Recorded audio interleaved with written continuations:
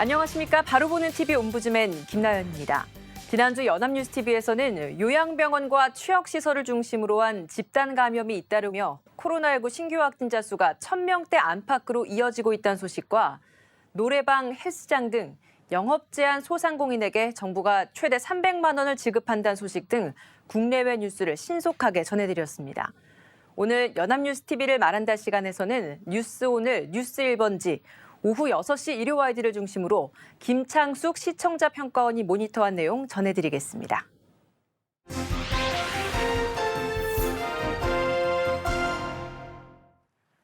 작년 12월 24일 법원은 윤석열 검찰총장에 대한 정직 2개월 처분의 효력을 정지시키는 결정을 했습니다. 재판부가 어떤 결정을 내든 파장이 클 수밖에 없는 사안이라 여야가 관심을 가지고 지켜본 가운데 윤 총장이 제기한 이의 신청이 받아들여진 것인데요. 이어 12월 25일 문재인 대통령이 법원 결정을 수용한다며 대국민 사과까지 했지만 판결 결과를 둘러싼 여야의 공방은 더 격해지고 있습니다. 작년 12월 25일 뉴스오늘에서는 법원이 윤 총장의 징계 효력을 정지한 이유를 설명했습니다. 기자는 재판부가 징계 처분으로 윤 총장에게 회복하기 어려운 손해가 발생한 점을 인정해 이를 예방하기 위한 긴급한 필요가 어느 정도 있다고 판단했다고 전했습니다. 반면 집행정지 인용 시 국론 분열 등 공공복리를 해치고 공정한 검찰권 행사를 위협할 수 있다는 법무부 쪽 주장은 받아들이지 않았다고 설명했습니다. 재판부는 징계 처분의 정당성과 타당성에 대해서도 따졌는데 징계 사유 중 하나인 정치적 중립에 관한 부적절한 언행 등 위신 손상에 대해서는 인정하지 않았고 가장 논란이 됐던 재판부 분석 문건에 대해서는 매우 부적절하나 추가 소명이 필요하다고 봤으며 채널A 사건에 대한 감찰 수사 방해 의혹도 다툼의 여지가 있어 본안 소송에서 다뤄질 필요가 있다고 판단했다고 전했습니다. 또한 징계위원 기피 신청 당시 위원 3명의 의결로 처리를 했는데 과반 정족수인 4명을 지키지 않아 징계 절차에도 하자가 있어 무효라고 판단했다고 보도했습니다. 다만 징계위원회 편향성, 명단 사전 비공개 등은 문제가 되지 않는다고 말했다고 전했습니다. 재판부는 본안 청구 승소 가능성 등을 언급하며 종합적으로 고려하면 현 단계에서는 이 사건 징계 처분의 효력을 정지함이 맞다고 말했다고 전했습니다.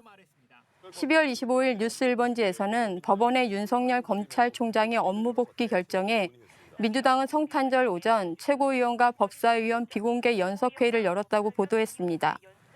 예정되어 있지 않았던 일정으로 이낙연 대표가 직접 회의를 주재한 가운데 일부 최고위원과 법사위원회 위원들이 참여해 의견을 나눴다고 전했습니다. 최인호 수석 대변인은 회의 브리핑을 통해 앞으로 검찰 개혁으로 풀어가자고 뜻을 모으고 당내 기구인 권력기관 TF를 검찰개혁 TF로 구성해 윤호중 법사위원장이 위원장을 맡는 방안을 강구하기로 했다고 밝혔는데 검찰개혁 TF는 그 다음 주 최고위원회 의결을 거쳐 즉각 활동을 시작할 예정이라고 전했습니다. 이낙연 대표는 25일 개인 SNS에 글을 올려 대한민국이 사법의 과잉 지배를 받고 있다는 국민의 우려가 커졌다며 법원이 윤 총장에게 면죄부를 준 것이 아니라면서 검찰권 남용, 불공정 수사, 정치 개입 등을 막기 위한 검찰 개혁을 강력하게 체계적으로 계속하겠다는 의지를 드러냈다고 보도했습니다. 민주당은 이미 법원의 판결이 내려진 만큼 이제 사법개혁에 방점을 찍고 절차를 밟아 나가겠다는 입장이라고 전했습니다. 특히 12월 28일 열리는 공수처장 후보 추천위원회에서 후보 2명을 선정하는 등 공수처장 임명에 속도를 내 1월 중으로 공수처를 본격 출범시키는 것을 목표로 세웠다고 전했습니다. 기자는 국민의힘이 법원의 결정에 대해 격양된 모습을 보이고 있는 민주당을 비판하며 여권의 태도 변화를 요구했다고 전했습니다. 국민의힘 김종인 비대위원장은 비상식적인 일에 상식적인 판단이 나온 것이라며 민주당의 이상한 반응 또한 헌법체계, 삼권 분립에 대한 무지에서 비롯된 것이라고 말했다고 전했습니다. 국민의힘 주호영 원내대표는 연합뉴스TV와의 통화에서 민주당은 아직도 무엇이 잘못된 건지 모르는 것 같다며 잘못된 줄 알았으면 멈춰야 한다고 주장했다고 전했습니다. 한편 추미애 법무부 장관 거취를 정조준하는 목소리도 있었는데 국민의힘 법사위원들은 이번 사태에 대해 사과한 문 대통령을 향해 이미 사의를 표명했다는 무법부 장관의 사표를 즉각 수리하기 바란다고 압박했다고 전했습니다. 또 국민의당 안철수 대표는 입장문을 내고 더 이상 억지와 개변, 권력의 사적 사용으로 국적 운영을 할 수 없음을 깨달아야 한다고 말했다고 전했습니다. 민주당을 탈당한 금태섭 전 의원은 이번 결정은 문재인 정부의 독주에 대한 엄중한 경고라며 변창흠 국토부 장관 후보자 지명 철회로 국민 앞에 반성하는 모습을 보이라고 말했다고 전했습니다. 이번 사건은 법무부 장관과 검찰총장이 일종의 법률을 두고 다툰 사건인데요. 아무래도 사건에 대한 원초적인 관심은 누가 승자가 될 것인가에 맞춰져 있었던 것 같습니다. 언론들도 이에 편승하여 승자와 패자를 부각시키고 당사자들의 반응을 앞다투어 보도하였고 크리스마스의 악몽이니 크리스마스의 선물이니 하는 표현으로 여야의 분위기를 전달하는 보도를 많이 했는데요. 사건의 본질은 법무부 장관이 검찰총장의 직무를 정지시킨 초유의 사태를 둘러싼 법조계의 법리 다툼인 만큼 법원 판결의 내용과 논리, 시사점 등을 시청자들이 쉽게 이해할 수 있도록 풀어서 설명해주는 해설자의 역할도 충실히 수행해줄 필요가 있습니다. 12월 26일 뉴스10에서는 연말 늘어난 택배 배송을 하다가 40대 택배기사가 또 쓰러졌다는 소식을 전했습니다. 택배 노동자의 잇따른 사망으로 가로방지 대책이 마련되고 있는 가운데 배송 업무를 하던 택배기사가 쓰러지는 일이 또 발생했다고 보도했습니다. 택배 노동자 가로사 대책위원회 등에 따르면 한진택배 소속 40대 김모 씨는 12월 20일 오후 서울 동작구의 한 시장에서 배송품을 나르던 중 뇌출혈로 쓰러졌다고 전했습니다. 병원으로 옮겨져 2차례 수술을 받았지만 아직 의식이 없는 상태인데 연말을 맞아 택배 물량이 늘면서 김 씨가 하루에 배송해야 했던 물량은 약 300개에 달했다고 덧붙였습니다. 12월 27일 일요와이드에서는 잇따른 택배 노동자 가로사에 대한 정부와 택배 업체들의 재발 방지 대책의 실효성에 대해 지적했습니다. 기자는 코로나19로 불어난 물량 탓에 분류 작업에 대한 택배 기사들의 업무 부담이 증가한 것이 택배 기사들의 가로로 이어졌고 택배 노동자들은 길거리에서 숨져갔다고 말했습니다. 이에 택배 업체들은 재발 방지를 약속하며 고개를 숙였고 정부는 뒤늦게 대책을 내놨다고 보도했습니다. 이재갑 고용노동부 장관이 작년 11월 택배사별로 노사협의를 거쳐 상황에 맞게 일일 최대 작업 시간을 정하고 그 한도에서 작업을 유도하도록 하겠다고 밝혔으나 분류인원 충원 등에 대한 업체 측 부담을 명시하지 않아 발표 직후부터 반쪽짜리란 지적이 끊이지 않았다고 전했습니다.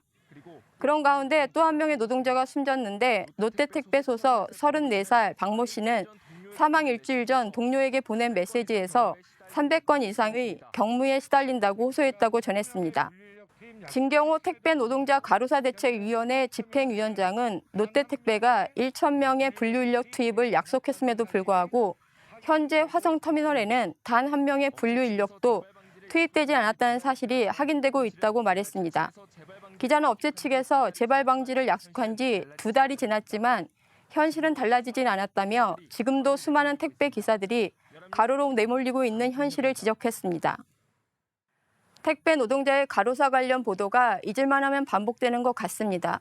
사건이 발생할 때마다 정부와 관련 업체에서는 재발 방지를 약속하고 있지만 현장에서는 그런 약속들이 신속하게 이행되지 않고 있다는 것을 사건이 터지면 매번 다시 확인하게 되는데요. 대책이 발표되면 관련 사건이 다시 발생하지 않더라도 정부나 관련 업체가 대책 마련을 잘 이행하고 있는지, 그것이 현장에서 효과를 체감할 만큼 적절한 대책인지 등을 언론이 중간중간 체크하는 역할을 수행할 필요가 있습니다. 결국 정부나 관련 업체들이 두려워하는 것은 여론일 텐데 언론에 조명하지 않는 부분을 국민들이 알고 비판하기는 어렵기 때문입니다. 따라서 언론이 노동 현장의 실태를 적극적으로 고발하는 역할을 해줄 필요가 있습니다. 12월 24일 뉴스워치에서는 정부가 플라스틱 사용은 물론 생산도 줄이는 탈플라스틱 대책을 발표했다고 전했습니다.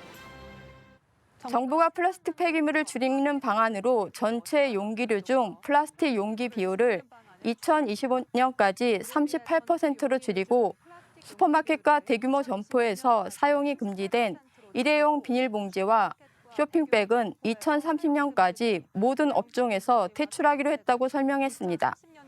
또한 종이와 유리, 철에만 적용되던 재생원료 의무 사용 제도를 플라스틱에도 신설할 방침인데 환경부는 이를 통해 2025년까지 플라스틱 폐기물을 올해 대비 20% 줄이고 분리배출된 폐플라스틱 재활용 비율도 70%까지 높인다는 계획이라고 전했습니다.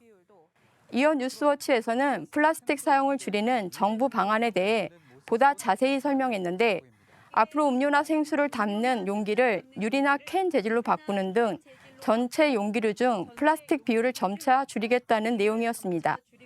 또한 음식 배달에 쓰이는 각종 플라스틱 용기의 두께도 평균 이하로 제한하기로 했다고 전했습니다. 2022년 6월부터는 매장에서 판매하는 일회용 컵에 대한 보증금 제도도 신설되며 현재 음료나 생수병에만 적용된 투명 페트병 사용 의무화를 다른 페트병 사용 제품까지 확대하고 재생원료 의무 사용 제도를 플라스틱에도 적용하는 등 재활용도 확대할 방침이라고 전했습니다. 코로나로 인해 배달 음식이 증가하면서 폐플라스틱과 폐비닐 양도 함께 증가하고 있습니다. 1인당 플라스틱 소비량이 많은 국가 중에 하나인 우리나라에서도 심각한 환경 문제로 대두되고 있는데요. 환경 문제 해결은 정부 규제만으로는 역부족인 사안인 만큼 단순히 정부 대책을 전달하는 보도만으로는 부족한 것 같습니다. 시청자들에게 상황의 심각성을 인식시키고 자발적인 참여 동기를 부여할 수 있도록 기획보도나 심층보도 같이 문제를 보다 깊이 있게 들여다보는 내용도 있었으면 좋겠습니다.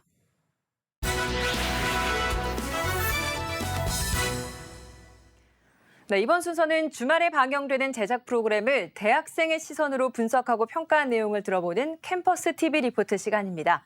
이번 주는 대진대학교 미디어 커뮤니케이션학과 조수연 학생 나와 있습니다. 안녕하세요. 네, 안녕하세요. 네, 지난주에 어떤 프로그램 모니터했나요? 네, 저는 지난해 12월 26일 토요일 밤 9시 40분에 방송된 탐사보도 뉴스프리즘을 모니터했습니다. 이번 방송에서는 2021년 이번 연도부터 전면 시행되는 주 50시간제에 다뤘습니다.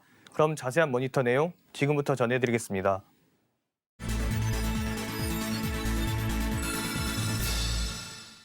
방송은 올해 1월 1일부터 50인 이상 중소기업도 주 50시간제가 적용된다는 말로 시작합니다. 먼저 인천 남동구에 있는 중소기업을 찾았는데요. 유경석 대표는 하도급 업체로 물량이 많이 나왔을 때는 50시간제에 맞춰서 하기가 상당 부분 어려운 점이 있다고 말했습니다. 올해 1월부터 50인 이상 300인 미만 중소기업도 주 50시간제가 적용된다는데요. 전국 2만 4천여 곳, 253만 명이 대상이라고 합니다.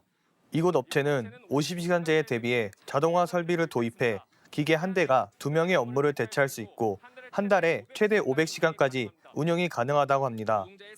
노동자의 삶의 질을 높인다는 기본 취지에는 모두 공감하는 분위기라고 하는데요. 야간 작업이나 잔업을 많이 하지 않아 행복지수와 삶의 질이 올라간다고 합니다. 하지만 전체 소득에서 연장 근로수당이 차지하는 비중이 큰 생산직을 중심으로 소득 감소에 대한 우려의 목소리도 전했는데요. 52시간제가 적용되면 기본 금액이 많이 줄어들어 생활하는 것에서 20%는 감축해야 할 수도 있다고 합니다. 최근 한국경총이 실시한 조사에서 기업 10곳 중 9곳은 내년 경영계획을 긴축경영이나 현상유지라고 답했다는데요. 따라서 업종별과 지역별로 주 50시간제의 시행에 차등을 둬야 한다는 지적이 나오고 있다고 합니다. 주 50시간제를 먼저 시작한 대기업 직원은 과거 개인이 희생했던 것에 비해 현재는 시스템이 구축돼 있다는 소식을 전했습니다. 그렇게 해야 이제 관리가 돼야 주 몇 시간 근무했는지 이제 산출이 되니까 회사에서. 하지만 이런 시스템이 부족하고 상대적으로 노동자 보호가 취약한 중소기업, 제조업종에서 자리를 잘 잡아야 한다는데요. 그러나 노동계와 경영계 모두 현행 주 50시간제가 모두 탐탁지 않다는 반응이라고 합니다. 노동계는 포괄임금제를 없애지 않으면 실제 근로시간이 줄지 않을 것이라고 지적하는데요. 포괄임금제는 편의를 위해 노사합의로 연장, 야간, 휴일수당을 미리 정해놓는 임금 선정 방식이라고 합니다. 제도를 악용해 공짜 야근을 시키는 경우가 많기 때문이라고 하는데요. 문재인 대통령도 포괄임금제 폐지를 대선 공약으로 했는데 지금까지 감감무소식이라고 합니다. 경영계는 주 52간제는 찬성하나 유연 근무제를 확대해 인력을 좀 더 유연하게 쓸 수 있게 해달라는 입장이라는데요. 한 주가 아닌 최대 6개월을 기준으로 주 평균 근무 시간이 52시간을 넘지 않도록 하는 탄력적 시간 근로제도 있다고 합니다. 최근 국회도 주 52시간제 시행을 앞두고 중소기업계가 융통성을 발휘할 수 있도록 여지를 열어두었다는데요. 올해부터 적용되는 주 52시간제가 불가능한 중소기업을 위해 일이 많을 때는 오래 일하고 일이 적을 때는 일하는 시간을 줄여 법정 근로시간을 맞추는 탄력 근로제가 도입됐다고 합니다.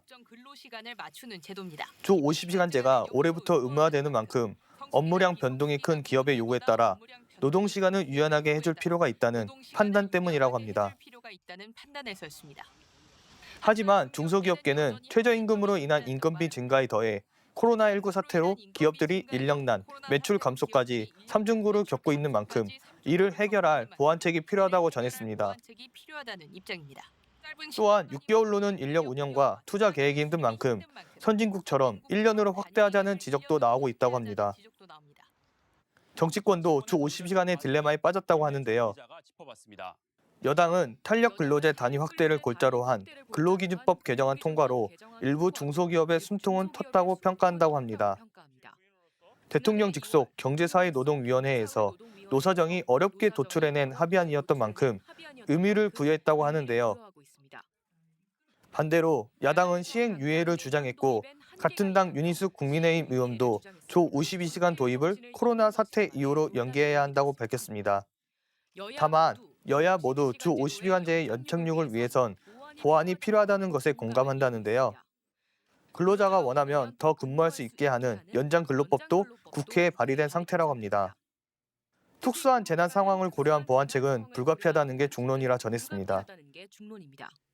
1886년 미국 시카고에선 장시간 노동에 지친 노동자들이 하루 8시간 근무를 외치며 광장으로 뛰어나왔던 오늘날 전 세계가 노동절 혹은 근로자의 날로 기리고 있는 헤이마켓 사건을 소개하며 그때로부터 120년이 지난 지금 우리 노동 환경은 얼마나 바뀌었는지 질문을 던지며 방송은 마무리됩니다. 얼마나 바뀌었을까요? 네, 모니터한 내용 잘 봤습니다. 그럼 조수연 학생은 이 탐사보도 뉴스프리즘 중에서 어떤 내용이 가장 인상 깊었나요? 네, 저는 주 50시간제 본격 시행에 앞서 사회적인 혼란이 가중되는 상황을 전달한 내용이 인상 깊었습니다. 노동계와 경영계 모두 주 50시간제에 공감하는 만큼 정치권에서 주 50시간제를 보완하는 정책이나 법을 제정해 주 50시간제가 연착륙했으면 좋겠습니다. 네, 수고 많았습니다. 지금까지 대진대학교 미디어 커뮤니케이션학과 조수연 학생이었습니다. 고맙습니다. 네, 감사합니다.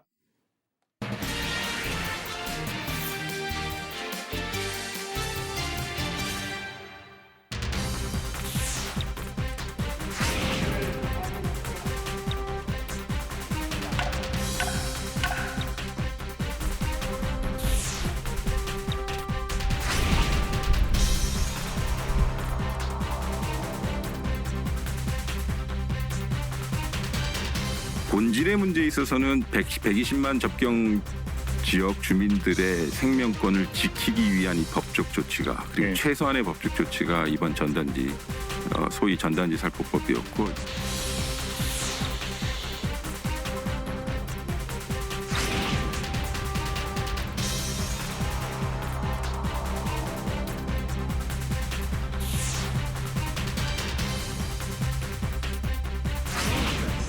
This is unacceptable.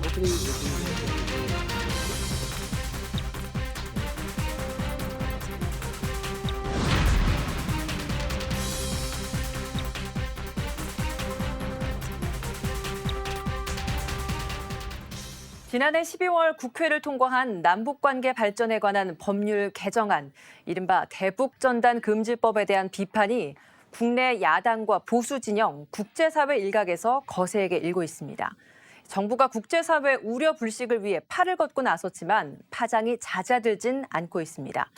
오늘 TV와 비평에서는 대북전단 금지법을 둘러싼 여러 논란에 대해서 국내외 언론은 어떻게 보도하고 있는지 자세히 알아보겠습니다. 명지대학교 디지털 미디어학과 최선규 교수 자리하셨습니다. 어서 오세요. 안녕하세요. 네, 일명 대북전단금지법이라고 불리는 남북관계발전법 개정안. 이게 제정되게 된 배경이 있습니다. 그 배경을 좀 짚어주시고 자세한 내용을 좀 설명해 주시면 좋을 것 같고요. 그리고 여야 정치권의 반응, 또 대북전단금지법을 둘러싼 핵심 쟁점을 언론에서는 어떻게 조명하고 있는지 짚어주시기 바랍니다. 네, 정부는 대북전단 살포를 금지하는 남북관계발전법 개정안을 지난해 12월 29일에 공포했습니다. 앞서 같은 달 14일 민주당은 국민의힘이 퇴정한 가운데 국회에서 전단금지법을 단독으로 통과시킨 바 있습니다. 이 법이 국무회의 의결과 문 대통령의 재가를 거쳐 공포된 것입니다. 이 법은 군사분계선 일대에서의 북한에 대한 확성기 방송 및 시각 매개물 개시, 전단 등 살포 행위를 통해 접경 지역에 거주하는 국민의 생명과 신체에 위해를 끼치거나 심각한 위험을 발생시켜서는 안 된다고 규정했습니다. 또 이를 위반한 자는 3년 이하의 징역 또는 3천만 원 이하의 벌금에 처할 수 있다는 내용을 담고 있습니다. 민주당은 지난해 12월 21일 대북전단 살포 금지법과 관련해 접경지역 주민 간담회를 열었습니다. 통상 법안 처리 전에 주민 간담회를 여는 것과 달리 법안이 통과된 지 일주일이 지난 후 열린 이날 간담회에서 이낙연 민주당 대표는 표현의 자유는 중요한 가치지만 국민 생명 안전보다 우선할 수 없다면서 전단금지법이 국제사회 원칙에도 부합한다고 강조했습니다. 시민적 정치적 권리에 관한 국제교약에 따라 표현의 자유가 국민 생명과 안전에 해를 끼치고 위험을 준다고 판단될 때에는 제한할 수 있다는 논리로 해석된다고 더 팩트는 지난 22일자로 보도했습니다. 민주당과 정부는 지난 2014년 대북전단 살포에 북한이 고사포를 쏘며 무력 행동에 나선 것을 위협의 근거로 들고 있습니다. 국민의힘은 전단금지법을 김여정 하명법이라고 명명하며 북한 인권운동가들의 표현의 자유를 침해한다고 주장했습니다. 배준영 국민의힘 대변인은 논평에서 헌법에도 적시된 표현의 자유를 하위법으로라도 막아보겠다는 여당의 행태는 국민의 생명권을 내세워 북한의 심기를 보호자 하겠다는 의지로 보인다고 지적했습니다. 예. 우리 국내에서의 이런 정치권 반응도 있지만 문제는 국제사회에서의 비판도 나오고 있다는 그 부분인 것 같습니다. 미국 의회도 그렇고 캐나다 정부도 그렇고 그리고 유럽 시민단체에서도 비판을 하고 있더라고요. 이들이 제기하고 있는 그 우려, 어떤 이유 때문에 이렇게 비판을 하고 있는지 이걸 우리 보수와 진보 진영 언론은 어떻게 좀 조명을 하고 있습니까? 네. 대북전단 살포 금지법에 대한 국제사회의 비판이 미국 의회 일부와 유럽 등을 중심으로 확산되고 있습니다. 미국에선 지난해 12월 11일 의회 내 초당적 기구인 톰 렌토스 인권위원회 위원장을 맡고 있는 크리스 스미스 연방 하원 의원이 한국의 기본적 시민 자유에 대한 경시와 공산주의 북한에 대한 묵인이 증대되고 있어 심각히 우려된다고 밝힌 것을 시작으로 공화당의 마이클 맥카울, 민주당의 제럴드 코널리 의원이 법안 수정을 요구하며 비판 대열에 가세했습니다. 또한 데이비드 월턴 영국 상원 의원도 영국 외무부에 대북 전단 금지법과 관련해 한국 정부의 재고를 요청하라고 촉구했습니다. 캐나다 역시 부정적인 반응을 보였습니다. 캐나다 정부의 외교 영사 교역 업무 담당 부서인 글로벌부의 크리스텔 차틀랜드 대변인은 자유아시아 방송이 대북 전단 금지법 관련 논평을 요청하자 의사표현의 자유가 번영하는 사회의 주춧돌이라면서 의사표현의 자유는 인권 실현을 위해 중요하다고 밝혔습니다. 조선일보는 전단금지법이 세계 인권선언과 시민적 정치적 권리에 관한 국제규약이 규정한 표현의 자유 및 모든 종류의 정보를 접수 전달할 권리를 침해한다고 지난해 12월 25일자 기사에서 주장했습니다. 전단 살포로 접경지역 주민 안전이 우려된다면 이는 현행법으로도 얼마든지 규제할 수 있는데 대북 전단법은 접경지역뿐만 아니라 제3국을 거치는 살포 등 전단 발송 자체를 불법화하는 것으로 명백한 과잉 입법이라고 지적했습니다. 이 무리한 법이 북한 김여정이 법이라도 만들려고 한 직후에 급물살을 탔다는 점에서 국제사회의 의심은 더욱 커지고 있으며 김여정 하명법, 북한 체제 보위법이라는 말이 나오는 이유라고 덧붙였습니다. 한겨레는 지난해 12월 18일자 사설에서 우리 정부가 대북 전단이 북한 인권 개선에 도움이 되지 않을 뿐만 아니라 접경 지역 주민들의 생명을 위협한다는 사실을 국제사회에 다각도로 알릴 필요가 있다고 주문했습니다. 미국 정치권과 인권단체 등은 이 법이 북한 주민들에게 외부 정보를 제공하려는 노력을 제한하고 표현의 자유를 침해한다며 비판하지만 이 법은 표현의 자유 전반을 제한하는 것이 아니라 민통선 이북에서의 전단 살포에만 적용된다는 것입니다. 남북 군사력이 집중 배치된 이 지역에서 전단을 살포하다 빚어진 무력 충돌이 접경 지역 주민들의 안전을 위협하고 전면전으로 비화될 우려가 크기 때문에 최소한의 범위에서 전단 살포를 금지할 수밖에 없다는 점을 국제사회에 투명하게 전달해야 한다고 주장했습니다. 또 탈북민 단체들의 보여주기식 대북 전단 살포는 북한 인권에 도움이 되지 않을 뿐만 아니라 후원금을 받아내는 돈벌이 수단으로 전락한 현실을 제대로 설명해야 한다고 덧붙였습니다. 네. 이렇게 국제사회가 제기하는 비판에 대해서 우리 정부의 입장도 있습니다. 우리 정부 입장은 무엇인지 좀 짚어주시고요. 그리고 앞으로 우리 정부가 국제사회에 어떤 방식으로 설득해 나가려고 하는지 그런 작업들을 언론에서는 어떻게 조명을 하고 있는지 짚어주시고 혹시 문제점도 있다면 같이 설명해 주시면 좋을 것 같습니다. 네. 대북전단 살포 금지법에 대한 국제사회의 비판에 대해 민주당은 대변인을 통해 미국 정치권 일각에서 한국 내정에 대한 훈수성 간섭이 도를 넘고 있다며 정면으로 반박했지만 이는 중국, 북한 등 인권 후진국의 논리나 다름없다고 조선일보는 지난해 12월 25일자 기사에서 비판했습니다. 정부 여당은 강경화 외교부 장관이 CNN 방송에 출연해 표현의 자유는 절대적 권리가 아니다라고 밝히고 통일부가 토마스 오헤어 켄타나 유엔 북한 인권 특별 보고관의 비판에 균형 있게 보라고 반박하는 등 대북 전단 금지법 방어 총력전에 나선 모양새라고 동아일보는 지난 20일 보도했습니다. 또한 주미 한국 대사관을 통해 렌토스 위원회뿐만 아니라 지한파 의원들, 바이든 행정부 인사, 싱크탱크 인권단체에 남북관계의 특수성, 접경 지역 국민들이 겪는 고통 등 논리를 집중 설명하고 있습니다. 미주 지역 총영사관도 의원들에게 영향을 미칠 수 있는 교포단체 등을 접촉하는 것으로 알려졌습니다. 통일부는 주한 외교단이 본국의 대북 전단 금지법에 대해 보고할 때 참고할 수 있도록 현재 제기되는 비판에 대한 우리 정부의 입장을 질의응답 형식으로 작성한 설명 자료를 배포했습니다.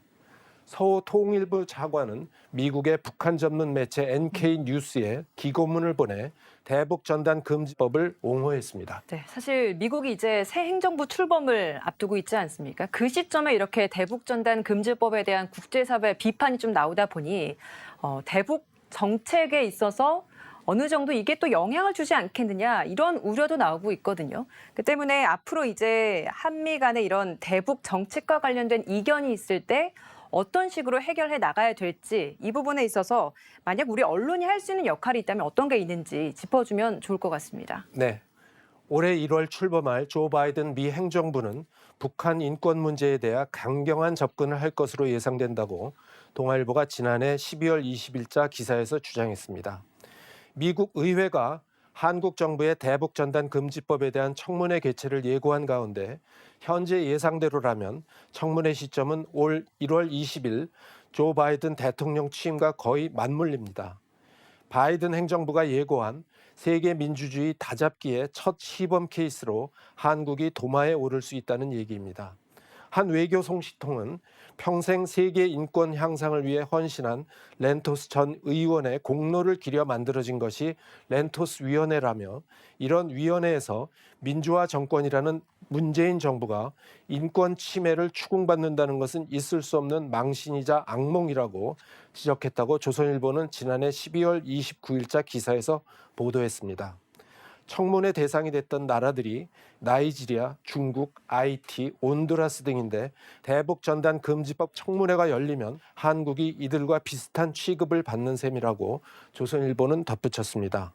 청와대와 정부는 청문회를 저지하기 위한 총력전에 들어갔습니다. 정부 소식통은 지난해 12월 28일 한국이 인권 표현의 자유 침해국 낙인이 찍히는 상황을 막고 우리 입장을 미치게 납득시키기 위해서 모든 수단을 총동원할 것이라고 했다고 조선일보를 보도했습니다. 언론은 향후의 상황에 대해서 관심을 갖고 보도해야 할 것입니다. 네, 지금까지 명지대학교 디지털미디어학과 최선규 교수와 함께했습니다. 오늘 말씀 고맙습니다. 네, 옴부즈맨 제작진은 시청자 여러분의 다양하고 소중한 의견을 기다립니다. 방송을 보고 느낀 소감을 연합뉴스TV 홈페이지 시청자 게시판이나 SNS로 보내주시기 바랍니다. 저희는 다음 주에 다시 찾아뵙겠습니다. 시청자 여러분 고맙습니다.